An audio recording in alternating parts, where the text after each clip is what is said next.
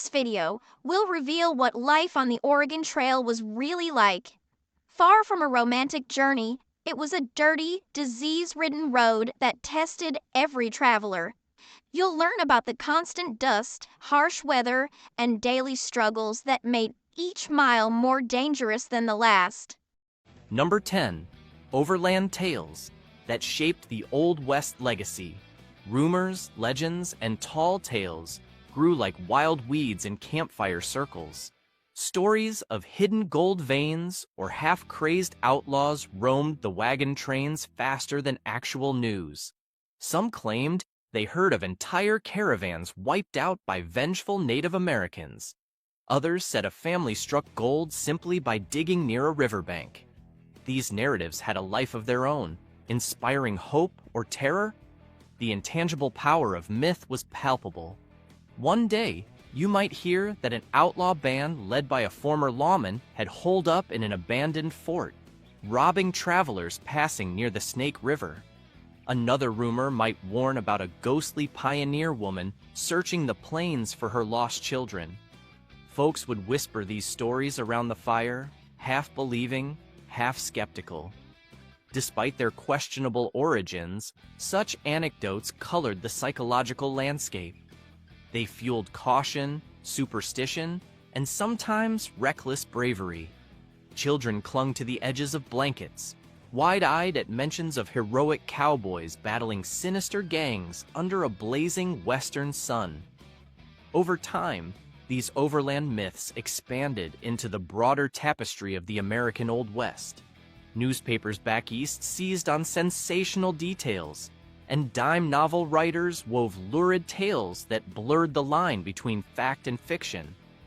The real experiences of disease, exhaustion, and raw survival were sometimes overshadowed by dramatized accounts of gunfights and untamed lawlessness. Yet the genuine hardships endured by Oregon Trail travelers ultimately influenced how towns developed. Settlement patterns formed around safer routes, trading posts, and defensive positions. The overshadowed chapters about filth, hunger, and heartbreak subtly blended into the story of how frontier communities took shape. Number 9. Women's fortitude and hidden challenges. Women on the Oregon Trail carried responsibilities that went beyond household chores. They cooked in dusty campsites and tried to keep children safe while also driving teams of oxen when men fell ill. Many diaries reveal their resilience in the face of adversity, yet these accounts also expose their emotional burden. Leaving extended families behind in the East was traumatic enough, but constant threats on the trail intensified the strain. Childbirth in a cramped wagon was particularly dangerous. With no trained midwife available in most traveling parties, complications could become life-threatening. The mother might remain on the wagon floor for days, recovering as the caravan continued to roll. Neighbors would assist, but everyone was exhausted. Women also faced social expectations. They were expected to maintain a semblance of civilized behavior in lawless surroundings. Washing clothes, even if the water was limited, was partly a moral duty to keep the family presentable.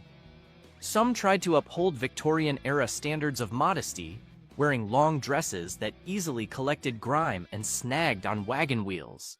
They coped with monthly cycles in an era with no modern sanitary supplies.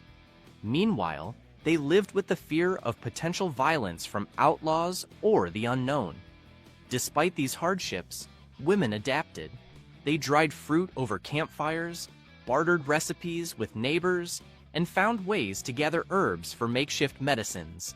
They formed support networks, swapping tips on how to patch wagon covers or treat cholera symptoms using homemade remedies. Sometimes, they even took up arms in emergencies, defending their loved ones against wolves or threatening strangers. Their perseverance subtly challenged prevailing attitudes about female fragility. Some accounts note that when men were incapacitated, wives or daughters would steer the wagon train. When nearing larger outposts, a resourceful woman might trade crocheted blankets for fresh vegetables or eggs. though rarely recognized for their leadership. Their organizational skills often kept entire groups afloat. Their diaries, if they survived the journey, remain crucial for modern historians studying the American Old West, since they offer an unvarnished view of daily life, unfiltered by the male-dominated narratives of gunslingers and lawmen. Through fatigue and frequent danger, women stood as pillars of strength that helped keep families united and determined to reach Oregon or California. Their role highlights an aspect of frontier life often overshadowed by cowboy legends and sensational stories of Old West outlaws. Number 8. Native American perspectives and cultural exchange. The Oregon Trail cut through lands inhabited by numerous Native American tribes, including the Sioux, Shoshone, Umatilla, and Cayuse. Popular lore in the East often painted these peoples as aggressors, fueling fear among emigrants that they would face constant attacks. However, many interactions were peaceful and involved trade, guidance, and sharing knowledge about the region's resources. Pioneers might exchange blankets or knives for fresh vegetables, dried fish, or horses. Native guides sometimes assisted wagon trains in locating safer river crossings or finding passable trails through the mountains. These moments of cooperation often proved pivotal to survival, given the harshness of the environment. Nevertheless, tensions did exist.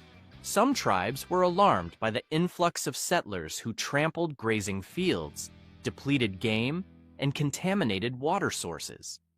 Overgrazing by immigrant livestock threatened the balance that indigenous communities had maintained for generations. Although many tribes initially tried to negotiate or levy tolls for passing through their territory, misunderstandings frequently arose. Cultural differences in property ownership and communication added to the strain. Moreover, the presence of unscrupulous travelers who might cheat or harm native inhabitants fueled resentment. Skirmishes erupted when wagon trains mistakenly believed they were under attack, or when young warriors tested the newcomers' resolve. Raiders among both settlers and indigenous groups sometimes stole livestock, escalating violence.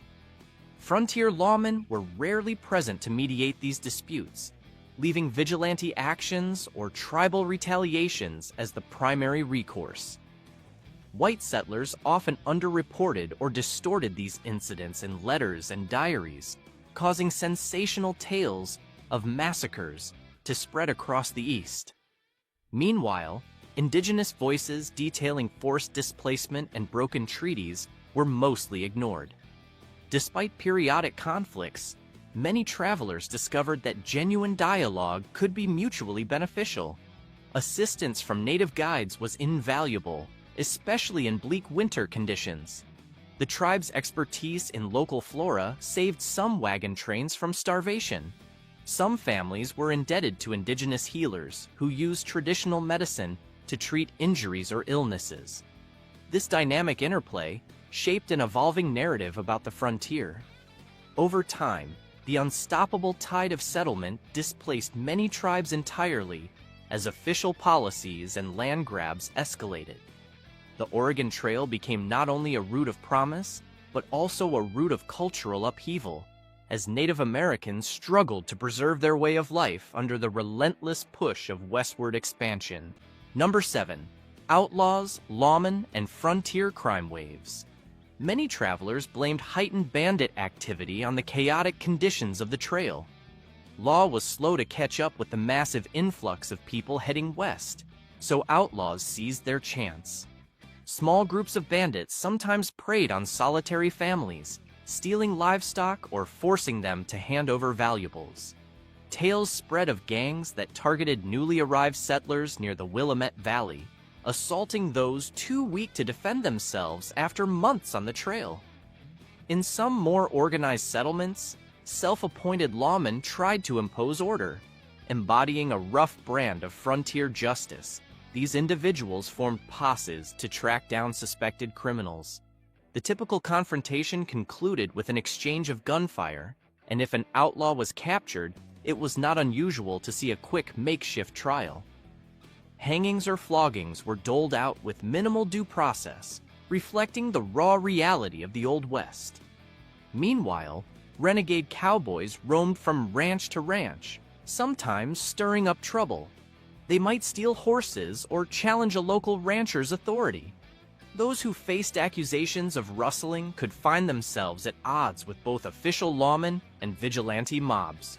The line between lawful cowboy and trigger-happy outlaw blurred when lucrative bounties were at stake. Eager bounty hunters prowled the region, spurred on by the promise of quick money. They pinned wanted posters to posts, offering rewards for capturing or killing notorious bandits. Some had no scruples about setting traps or delivering vigilante justice for a cut of the reward. Innocent travelers occasionally became collateral damage if they stumbled into an active pursuit. Old West outlaws with names that still echo in modern stories, though more often associated with Texas or Arizona, occasionally ventured near the Oregon Trail. Rumors that Jesse James or Billy the Kid might appear here were largely unfounded fantasies. Nevertheless, locals whispered about lesser-known criminals who set up base in remote gullies, waiting to rob unsuspecting wagons. This undercurrent of lawlessness added another layer of anxiety for travelers. Disease and weather were formidable enough, but bandits introduced a human threat. Families devised security measures, including night watches and traveling in caravans large enough to discourage attacks. A rotating guard system helped, with riflemen posted around camp. While not every group encountered violent crime, the fear of it kept people wary, always scanning the horizon for suspicious riders or hidden silhouettes. In this dynamic environment, those determined to forge new lives learned to be cautious and, in some cases, armed to the teeth. Number 6. Weather havoc and terrifying terrain. The Oregon Trail traversed over 2,000 miles of diverse landscapes, rolling prairies, scorching deserts, rocky passes, and dense forests. Each region had its own climate-related hazards. Summers on the plains brought searing heat and dryness that cracked wagon wheels and withered livestock. Sudden thunderstorms could unleash floods or hailstones the size of marbles. The desert segments meant dealing with intense sun exposure and a drastic drop in nighttime temperatures that left travelers shivering around a meager campfire. Crossing rivers like the Platte or the Snake was perilous. Some used makeshift rafts or tried to ford on horseback. A single misstep could sweep wagons downstream, drowning people and animals. Quicksand also existed in some riverbeds, catching travelers by surprise. Rainstorms turned dirt tracks into muddy quagmires, bogging down heavy wagons for days. Meanwhile, crossing the high passes in the Rockies forced migrants to contend with altitude sickness and unexpected snowstorms, even in late spring. Horses and oxen struggled for footing on steep slopes. One miscalculated turn, and an entire wagon might topple into a ravine. Participants in this journey learned to dread the howling wind of mountain storms that threatened to blow away canvas covers or freeze unprotected travelers overnight. These weather extremes took a toll on morale. People often huddled in leaky tents or inside wagons, damp clothes clinging to their skin. Rotting footwear, frigid nights, and scorching midday sun tested them relentlessly. Children, especially, suffered from exposure and could develop life-threatening fevers. The unrelenting changes in climate also escalated scurvy if fresh produce was unavailable for weeks. Even after the immediate threat of a storm passed, the aftermath lingered. Wet supplies molded, wagons sank into rutted tracks, and swollen rivers delayed progress. Tempers flared as groups argued about whether to wait out the storm or push onward. Some parted ways, believing a different route promised better conditions. These divisions left smaller clusters more vulnerable to wildlife attacks or outlaw ambushes. Through each trial, however, the promise of farmland or gold spurred them forward. People consoled themselves by whispering that if they could survive this chaos, they could handle anything the Old West threw at them. Such were the grim realities of forging across that vast, unpredictable tapestry of land. Number 5. Land grants, opportunity, and lawlessness. The promise of vast land allotments in Oregon Territory or big strikes in California's goldfields lured thousands. Word of government incentives, such as the Oregon Donation Land Act, echoed across the East, painting glowing pictures of prosperity. Broadsides and newspapers proclaimed that the West was a paradise for enterprising souls. Reality proved more complicated. Even if a family reached fertile land, building a homestead required lumber, fencing, and farming knowledge. Meanwhile, the region's minimal law enforcement gave rise to conflicts over property lines. Some unscrupulous travelers staked claims near rivers or forests, then fled once they realized the land was not as fruitful as rumored. Others squabbled violently over water rights. This environment offered outlaws a golden opportunity to thrive. Away from established cities, bandits could ambush small groups on remote stretches of the trail.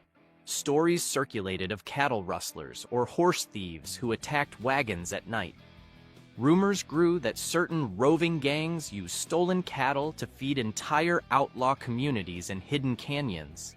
Lawmen and vigilante groups occasionally formed to patrol known trouble spots, but with scarce manpower, they could not protect every weary traveler.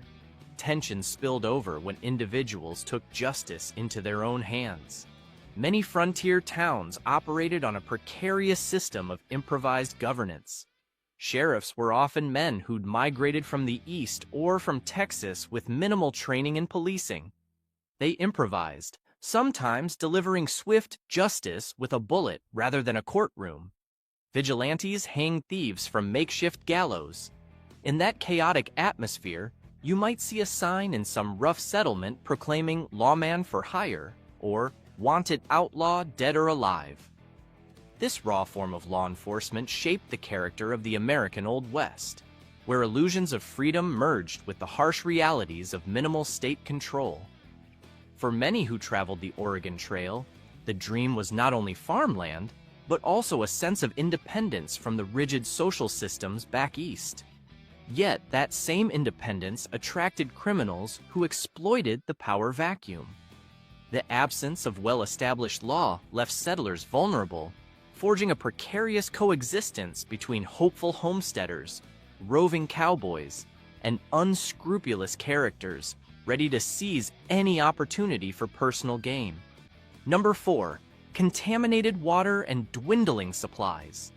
Access to fresh, uncontaminated water was never guaranteed. Streams in the plains might be brackish or muddy. Rivers fed by snowmelt in the mountains ran high and swift, making for dangerous crossings. Pioneers had to be strategic in their water usage. A full barrel of drinkable water was more precious than any trinket. Boiling water was advised by some, but not everyone had the resources, patience, or knowledge to do so consistently.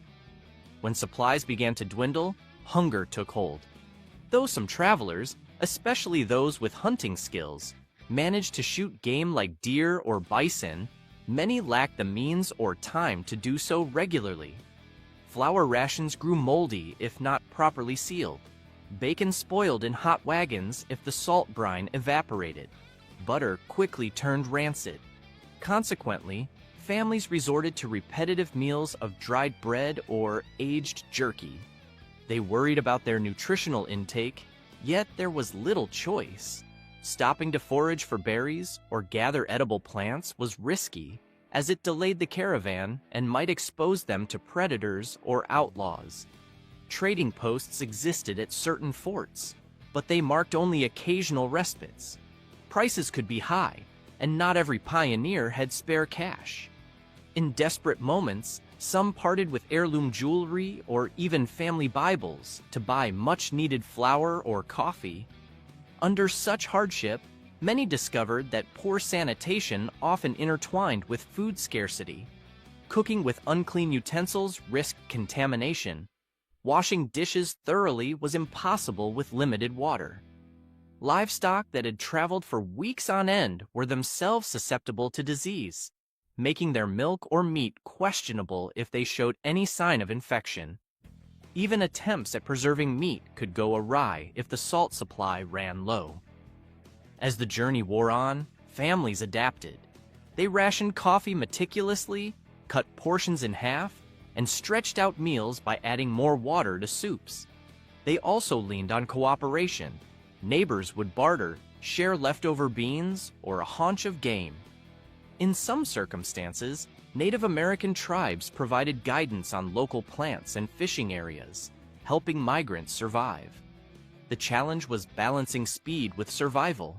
Pushing on too fast might lead to accidents or starvation, but lingering too long risked winter snows in the mountains or possible raids from Old West outlaws seeking easy targets. Number 3, disease, death, and dread. Cholera, dysentery, smallpox, measles. Illnesses were relentless adversaries on the Oregon Trail. The waterborne hazards of cholera loomed large, especially along still or contaminated water sources. When wagon trains stopped for the night, they did not realize that upstream another group may have disposed of waste, turning the stream into a hazardous potion. Even livestock that slogged through the river kicked up bacteria-laden silt. Once cholera struck, it often advanced quickly, taking a victim from vibrant to lifeless in hours. Dysentery likewise sapped energy and caused severe dehydration. Without proper rest or medical knowledge, many succumbed to such maladies. Fear of contracting these diseases haunted each camp.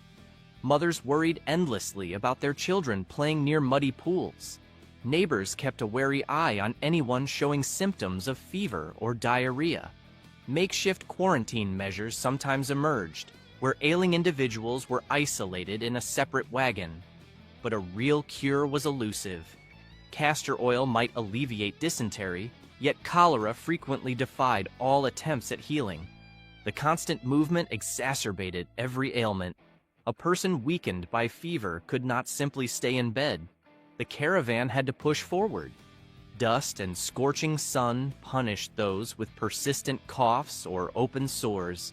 Nighttime brought a damp chill, risking pneumonia.